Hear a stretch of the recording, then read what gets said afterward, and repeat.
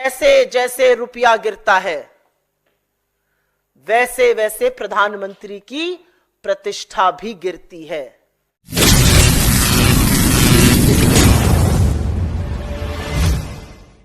एक ये magnifying glass लेके आई हूं अपने साथ, आप लोगों को भी इसकी आने वाले दिनों में जरूरत पड़ेगी, खरीद लीजिए एक एक, क्योंकि इसी से ढूंढ रही हूं कि रुपया कहां तक गिरता चला गया है, और इसी से आगे यह भी ढूंढ रही हूं कि प्रधानमंत्री की गरिमा किस गोते में जाकर बस गई है, कहां तक गिरी है प्रधानमंत्री की गरिमा और रुपया। ये इस मैग्नीफाइंग ग्लास से मैं भी ढूंढ रही हूं और ये मैग्नीफाइंग ग्लास से आप भी ढूंढिएगा। ढूंढो तो मिल ही नहीं रहा है, रुपया गिरता ही जा रहा है, गिरता ही जा रहा है, संभाले संभल नहीं रहा है। 87 पर गोता लगाने को रुपया तैयार है। लगता है किसी को मोदी जी ने गलत बता दिया। अरे सेंचुरी नहीं लगवानी है रुपये से, रुपये को संभालना है। लेकिन एक एक ये मैग्नीफाइंग ग्लास आप लोग भी खरीद लीजिए तो रुपये को ढूंढिएगा और प्रधानमंत्री की गरिमा को भी ढूंढिएगा।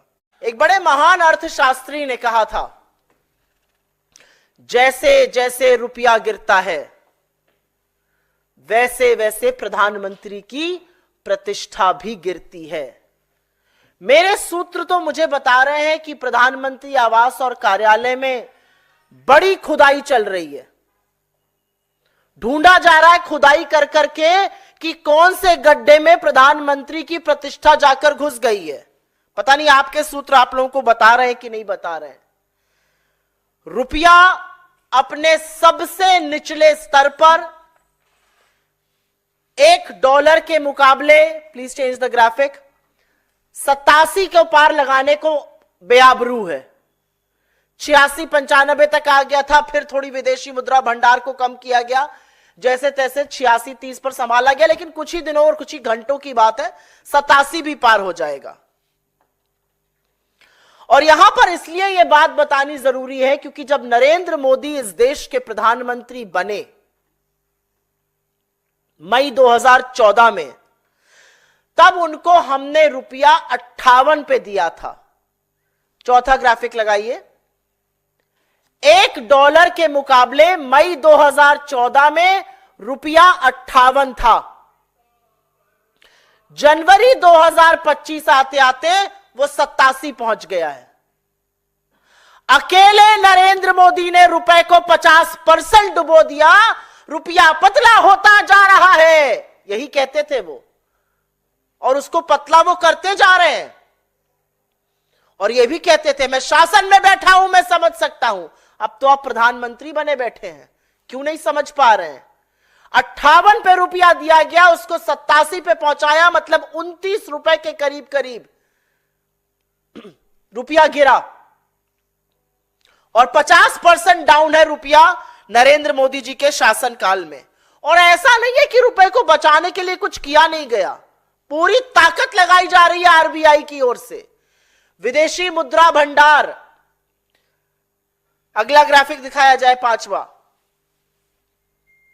सितंबर 2024 में पीक पर विदेशी मुद्रा भंडार था $704 बिलियन। उसमें से लगभग $80 बिलियन खर्च कर दिया गया कि किसी तरह से तो संभले रुपया, लेकिन वो रस्साकशी चल रही है और रुपया संभाले संभल नहीं रहा है। $80 बिलियन खर्च किए गए, मतलब करीब करीब 6,83,000 करोड़ रुपए खर्च किए गए कि रुपया 87 ना पहुंच जाए। लेकिन रुपया तो गिरता ही जा रहा है, गिरता ही जा रहा है और गिरता ही जा रहा है।